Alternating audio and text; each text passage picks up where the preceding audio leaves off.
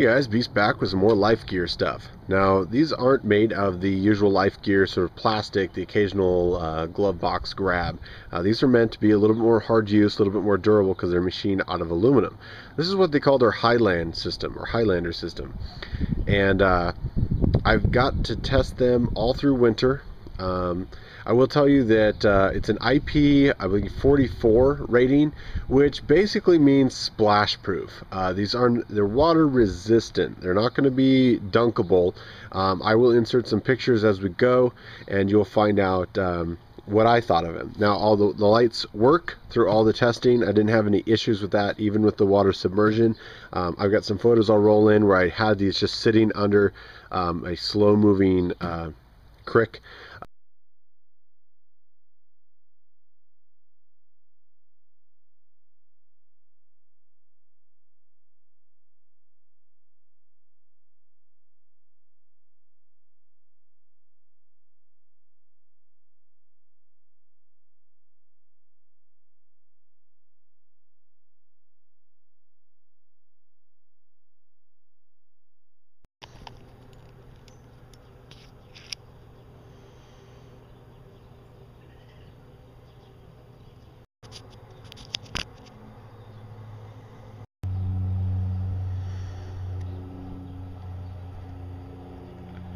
To take some photographs for this review, and I will tell you that the little guy here did quite well.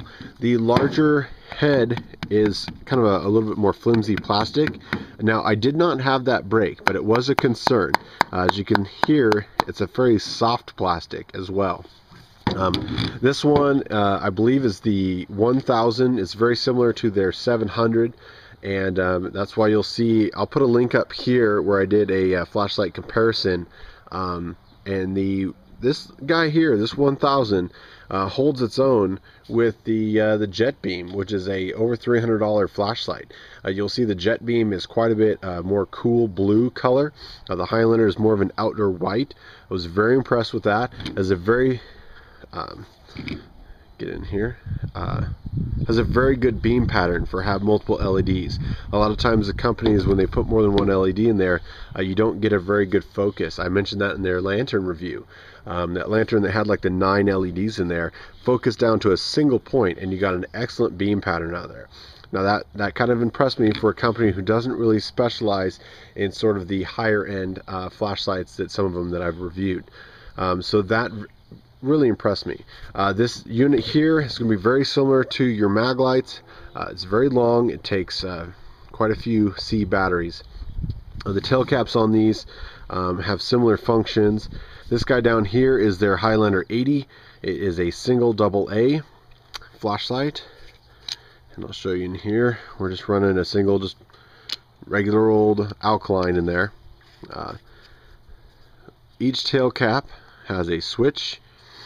And again, I'll have to throw in some photos of some night. Basically, you have on and you have a flashing mode, which has come in handy. I mentioned in one of my automotive reviews of using this as a backup. Now, I don't have extremely bright backup lights on my vehicle currently. And so I was trying to get turned around in the middle of the night on this little mountain road, and I didn't want to run into the tree. And so what I did was I turned this on in blinking mode, and I stood it up next to the tree, and I knew if I had my truck around that light, I wouldn't hit the tree. And it was just convenient. I didn't have anyone else there to help hold the flashlight or help direct me around, and it's just a neat little added feature. It doesn't take a whole lot of battery. It's a nice locator if you want to save the juice of the main battery and just leave that on during a power outage so that you can easily find the light.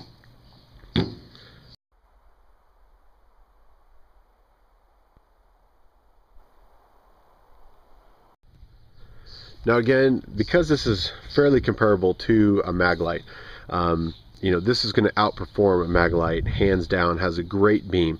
I will say I was a little disappointed with the beam of the Highlander. I'll have to put in some night shots to kind of fill you in on it, but the beam pattern was very scattered, very similar to a mag light. Most people that are in the flashlight industry and who are enthusiasts know the mag lights have a horrible beam shape.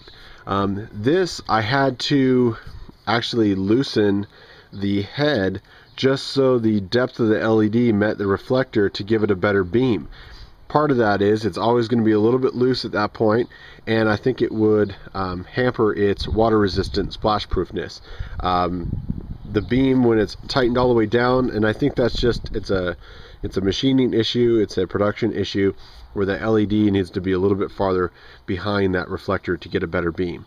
Other than that, you know, none of them have stopped working, even through the water test that I did.